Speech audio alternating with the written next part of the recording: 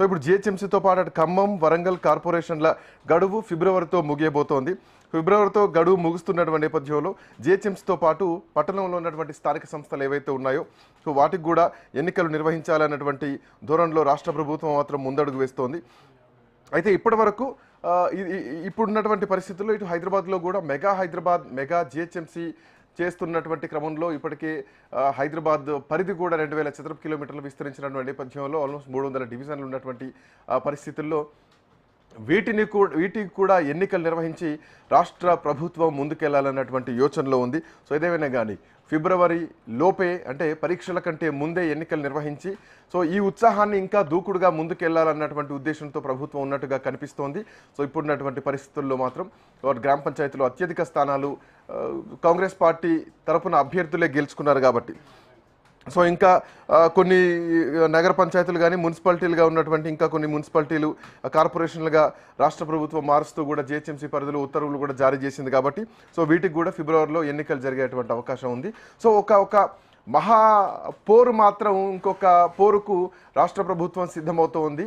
So గ్రామ పంచాయతీ గెలుపుని ఒక trial version లాగా తీసుకుంది. సో అనుకున్నట్టుగానే కాంగ్రెస్ పార్టీ అత్యధిక స్థానాల్లో గెలిచింది. ఇక రానున్నటువంటి ఎన్నికలకు స్థానిక సంస్థలకు మున్సిపల్ కార్పొరేషన్లకు ఎన్నికలకు వెళ్ళడానికి రాష్ట్ర ప్రభుత్వం అయితే సిద్ధమవుతోంది.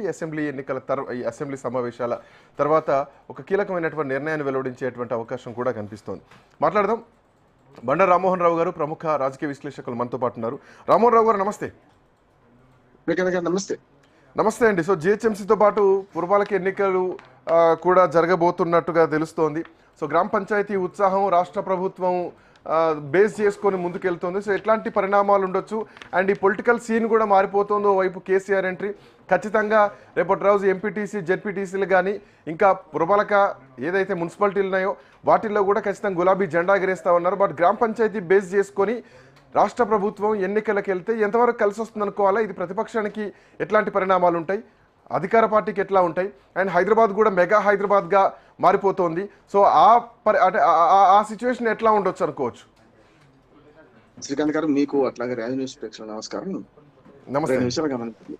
ఇప్పటికైతే స్థానిక ప్రభుత్వాలలో మొదటి అంచె కింద పంచాయతీ మెంబరు సర్పంచ్ ఎన్నికలు పూర్తయినాయి. సరే, 60%, 40% మొత్తం మీద టీఆర్ఎస్ రెండో స్థానం ఉంది, కాంగ్రెస్ మొదటి స్థానంలో ఉంది. ఏ దొడ్లో ఈయన మొదటి అన్నట్టు ఇటు పక్క కొంచెం ఎక్కువ గెలిచినట్టు చెప్పుకుంటున్నారు, అది వేరు.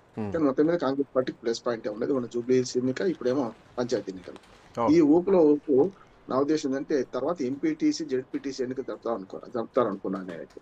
యాక్చువల్గా ఎప్పుడు కూడా పార్టీ రహిత ఎన్నికలు మొదలు జరిపి పార్టీ పరంగా ఎన్నికలు ముందల గ్రామాల మిగతా 2 అంచెలు పూర్తి చేస్తారు. అంటే 3 అంచెలు 6 పంచాయతీ అయిపోయింది, మండల వ్యవస్థ అట్లా జిల్లా పరిషత్ ఆ 2 కూడా చేస్తారనుకున్నాను నేను. మరి గ్రామాల్లో ఇటువంటి మరి అద్భుతమైన ఫలితాలు వచ్చినప్పుడు మరి గ్రామీణ ఎన్నికలు పూర్తి చేస్తే అయిపోయింది. కార్పొరేషన్ సైడ్ వస్తున్నారు, కంప్లీట్ వస్తున్నారు. దీనిలో కూడా 127 మనకు మున్సిపాలిటీలు ఇవాళ రాష్ట్రంలో, అట్లాగే 8 కార్పొరేషన్లు ఇంక్లూడింగ్ దీంతో కలుపుకొని జిహెచ్ఎంసీ కలుపుకొని 127 మీరు చెప్పే 4 విడిచిపెడితే, ఎందుకంటే అవి 6 నెలలు కోర్టు కేసుల వల్ల కొద్ది లేట్ అయినాయి ఆ ఎన్నికలు, అందుకని టైం ఉంది దానికి. కానీ ఇప్పుడు ఈ 123 మున్సిపాలిటీలలో ఎప్పుడో పోయిన జనవరి, అంటే ఈ సంవత్సరం జనవరికి అయిపోయింది దాని పదవి కాలం, జనవరి 1 ఆ ప్రాంతాల్లో చూస్తే సంవత్సరం కావస్తుంది, జనవరి వస్తే సంవత్సరం కావస్తుంది. కనుక ఈ ఎన్నికలు జరపడం ఆహ్వానించాలి. ఎందుకంటే మంచి చెడ్డ సరే వాటి జరపాలంటున్నాం, వీటి కూడా జరిపితే మంచిదే. 8 కార్పొరేషన్లు అట్లాగే ఈ 123 మున్సిపాలిటీలు ఎన్నికలు జరగబోతున్నాయి.